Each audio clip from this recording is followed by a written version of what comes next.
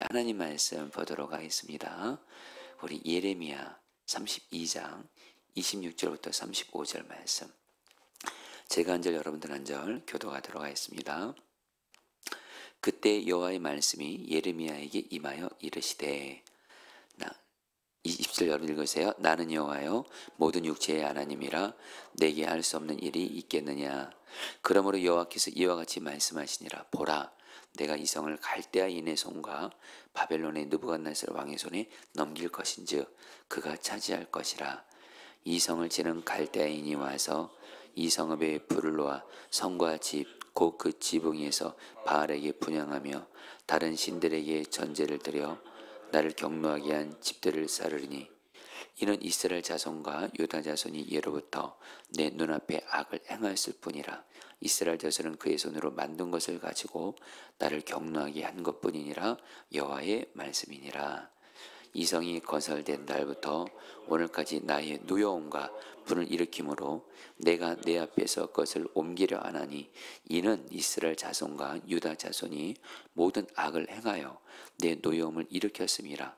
그들과 그들의 왕들과 그의 고관들과 그의 제사장들과 그의 선지자들과 유다 사람들과 예루살렘 주민들이 다 그러하였느니라.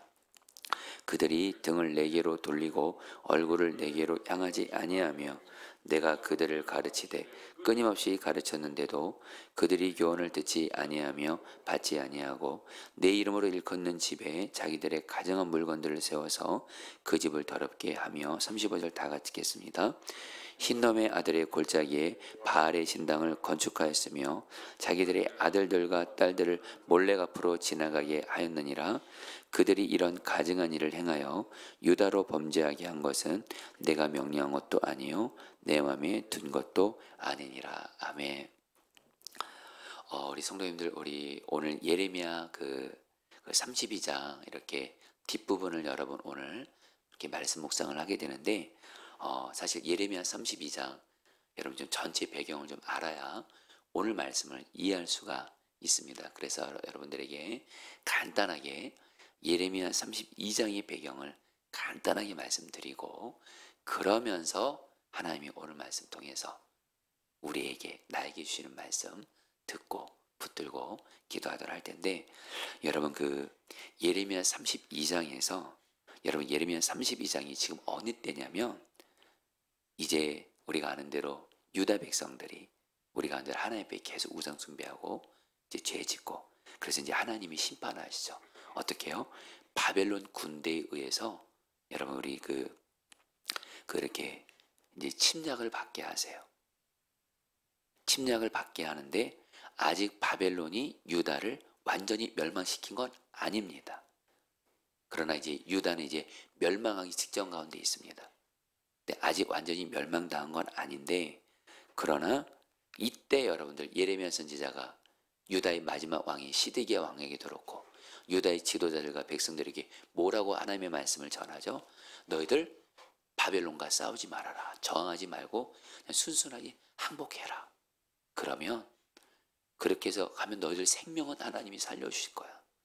그리고 바벨론 포로로 70년 동안 포로로 있으면서 거기서 그냥 정착하고 살고 그러면서 하나님 경외하는 백성으로 훈련되어지면 70년 만에 하나님이 돌아오게 하실 거야.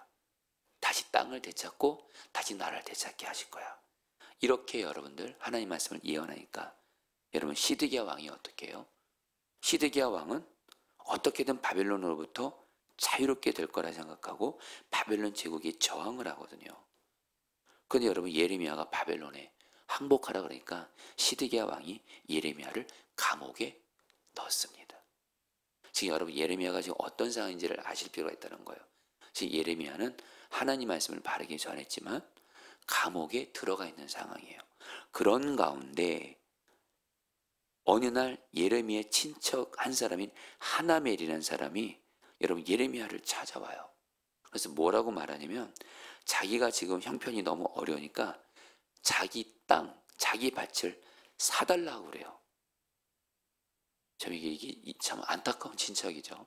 감옥에 있는 친척에게 그 당시에는 여러분 그 땅은 땅 매매는 친척 사이에서만 가능했기 때문에 이 하나멜이 감옥에 있는 예레미야를 동정을 하지 못할 망정 자기 경제 형편이 너무 어렵다고 예레미야에게 자기 밭을 사달라는 거예요. 자, 그런데 여러분들 놀라운 건 뭐냐면 예레미야가 그 자기 친척 하나멜의 땅을 사기로 해요. 밭을. 여러분들 이게 사실은 말도 안 되는 거예요. 여러분 이제 이 유다 땅은 이제 곧 있으면 누구의 땅이 되죠? 바벨론에게 정복돼서 바벨론의 땅이 돼요.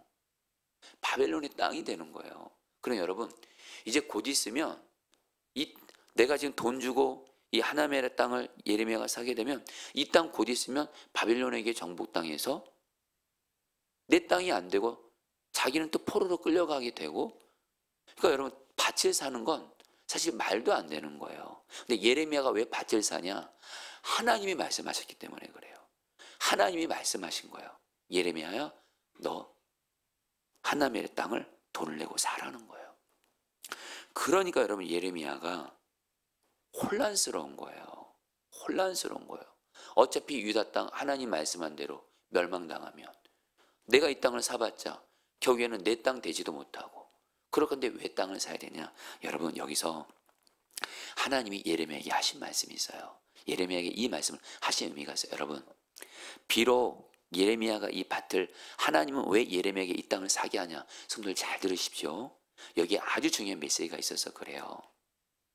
여러분 하나님께서는 예레미야에게 이 땅을 사라고 하면서 뭐라고 말씀하시면 너가 이 땅을 산 것을 유다 백성들에게 또 이렇게 공표하라 그래요. 왜 그런 줄 아세요? 하나님이 여러분 비록 유다 땅은 곧 있으면 바벨론에 의해서 멸망당해서 유다 땅은 여러분들 바벨론에 정복됩니다. 그리고 유다 백성들은 포로로 끌려가지만 하나님이 뭘 약속하셨어요? 70년 후에는 이 땅은 반드시, 너희들은 반드시 그 땅으로 돌아오고 반드시 내가 약속을 이룰 거야.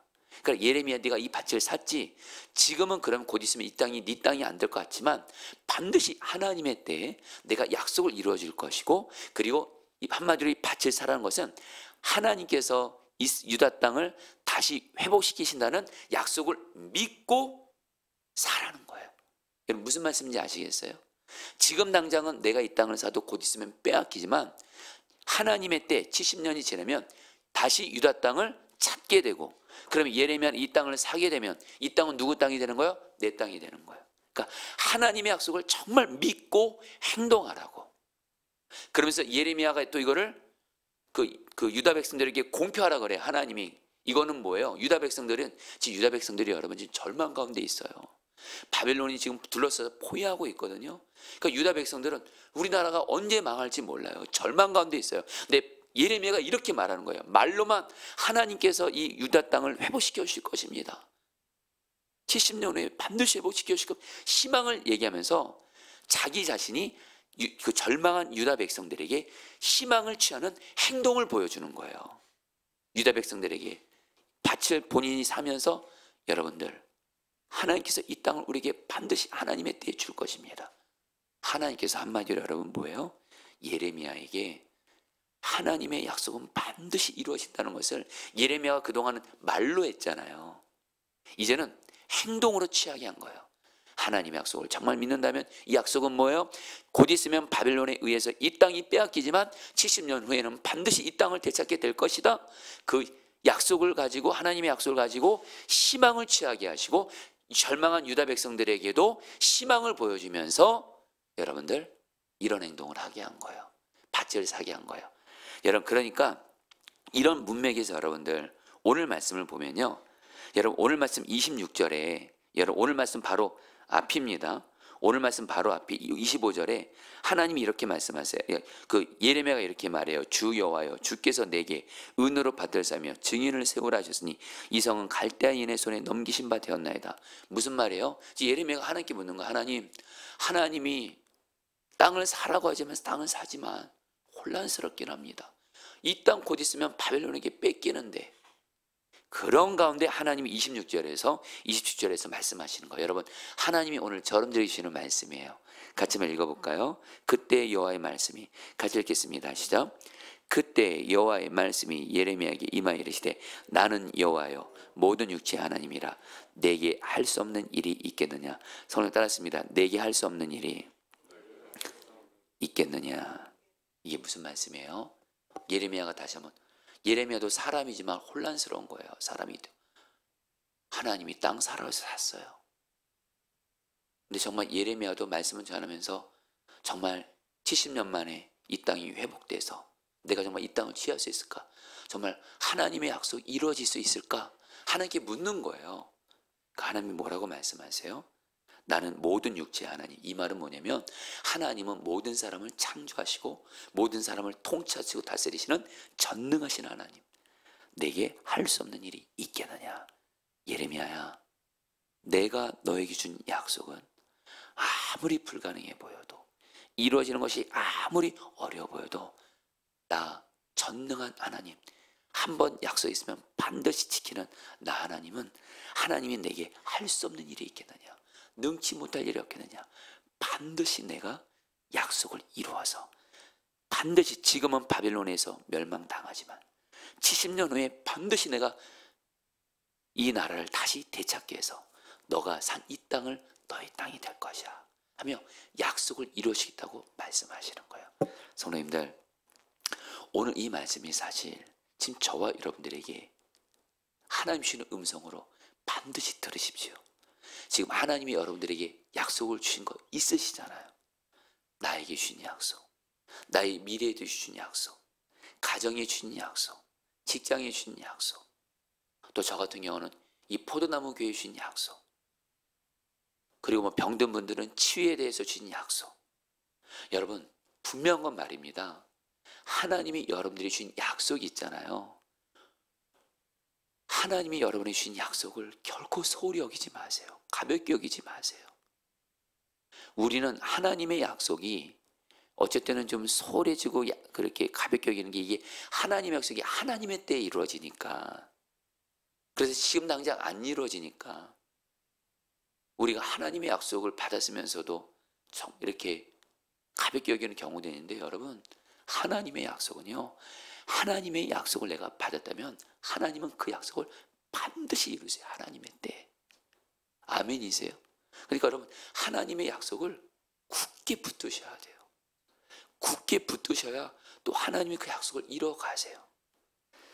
성도님들, 여러분들에게 간절한 마음으로 고면합니다. 하나님이 여러분이 주신 약속이 있잖아요. 오늘 그 약속을, 요 말씀을 붙드세요. 내게 할 수 없는 일이 있겠느냐? 하나님이 지금 내게 주신 약속이 지금 너무 불가능해 보여요. 어려워 보여요. 시간이 지나도 이루어지지 않는 것 같아요. 여러분, 그럴 때 현실 바라보지 마세요. 예수 믿는 우리는 현실 바라보면서 살아간 사람 아니에요. 우리가 바라보는 대상은 두 가지밖에 없습니다.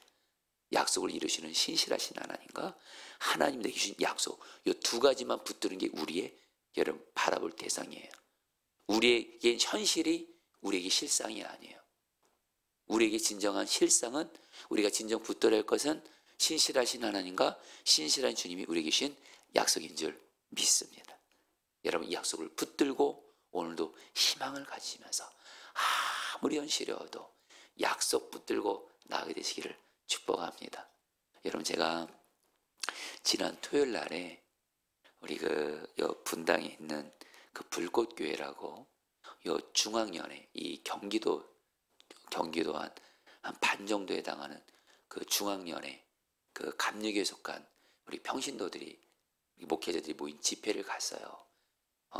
제가 좀 거기를 갔다 왔는데, 거기 어떤 강사 목사님이 몇 분이 오셨어요. 근데 굉장히 인상적인 게 뭐냐면, 한 분이 굉장히 강사가 4명 정도 됐는데, 성도들이 많이들 모이셨거든요. 근데 굉장히 젊은 강사가 온 거예요.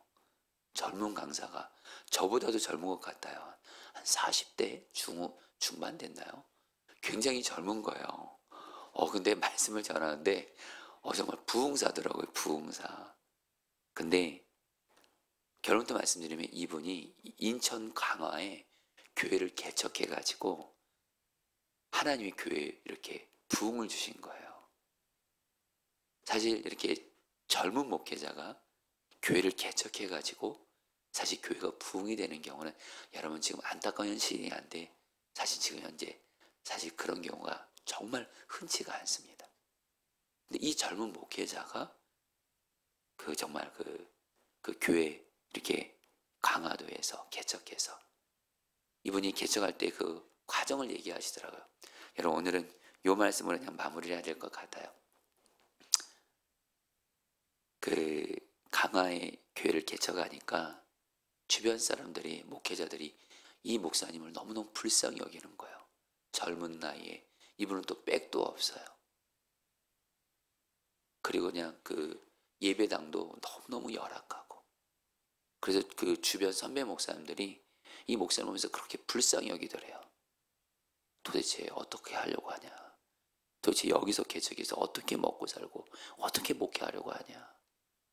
그래서 그냥 주변에서 그냥 절망적인 얘기만 하더래요. 아, 누구누구 목사 요즘엔 목회하려면 돈도 있어야 돼. 요즘에 목회하려면 부모님 장인 장모가 돈이 있어야 된대요.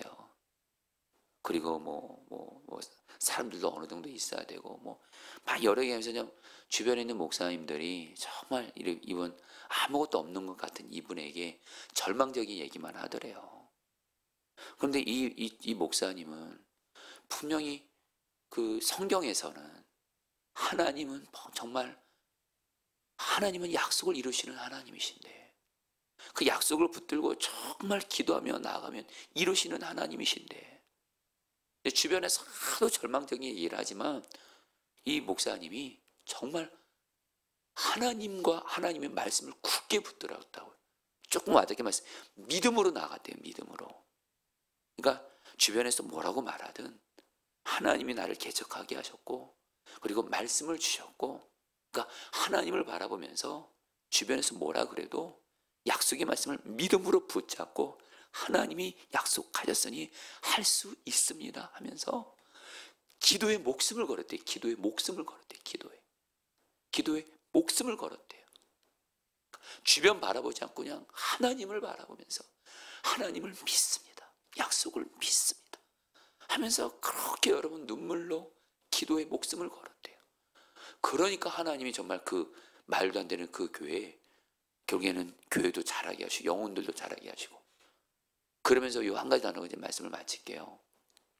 교회가 어느 정도 이렇게 자라니까 예배당이 필요한 거예요. 근데 예배당이 필요한데 당신네 형편으로는 예배당을 얻을 수 있는 그런 여건이 안 돼요. 근데 기도 중에 하나님이 그런 마음 주더래요. 너 그 인천 그 강화에 강화 순복음교회를 그 목사님을 찾아가라는 거예요. 찾아가서 정말 그 주님이 저희 교회 예배당을 주시겠다고 하십니다. 이렇게 말만 하래요. 말도 안 되는 거죠. 전혀 모르는 목사님. 그래서 이분이 기도 중에 그 강화의 그 순복음교회라고 여기가 예배당은 커요. 근데 이제 목사님이 연세가 드시면서 교회가 이제 성도들이 별로 안 나. 예배당만 큰 거예요. 한 200석 정도 되는. 그런데 그 목사님 찾아가서 전혀 모르는 목사님 찾아가서 목사님 하나님께서 저희 교회를 쓰시겠다 하십니다. 하고 예배당이 필요합니다. 이렇게 말했다는 거예요. 순간 이 목사님이 이게 웬 전혀 모르는 사람이 와가지고 근데 여러분 이 목사님이 뭐라고 말씀하시냐면 이 젊은이 목사님한테 목사 양반 내가 사실은 이제 은퇴할 나이가 됐는데 내가 이 교회를 하나님이 세우게 하실 때 내가 떠나야 될 때 언제냐 바로 정말 그 신실한 목회자가 나를 찾아와서 정말 이 교회를 내가 맡겠습니다 이렇게 말하면 그때가 자기가 떠날 때라고 말씀을 주셨다는 거예요. 그래서 여러분 200평 되는 예배당 하나님께 받았대요. 할렐루야. 여러분 제가 이분을 보면서 하나님이 저에게 주신 메시지가 있어요. 하나님 제가 지난 토요일에 좀 바빴거든요. 그래도 주님이 가라 그래서 갔거든요. 하나님이 저 목사를 통해 저에게 주신 메시지가 뭐냐 저에게 말씀하세요. 정원아 너도 저 목사처럼 정말 나를 믿어라 그러시더라고요. 나를 믿고 나의 약속을 믿으라는 거예요. 믿는 자에게 능치 못한 일이 없다라는 거예요. 할렐루야. 여러분들에게도 말씀하시는 거예요. 여러분 오늘 사실 뒷부분도 좀 해보려고 했지만 시간 관계상 여러분 오늘 요거 하나 좀 붙잡고 여러분이 기도하도록 하겠습니다. 여러분 26절 27절 말씀 붙들고 여러분 기도하겠습니다.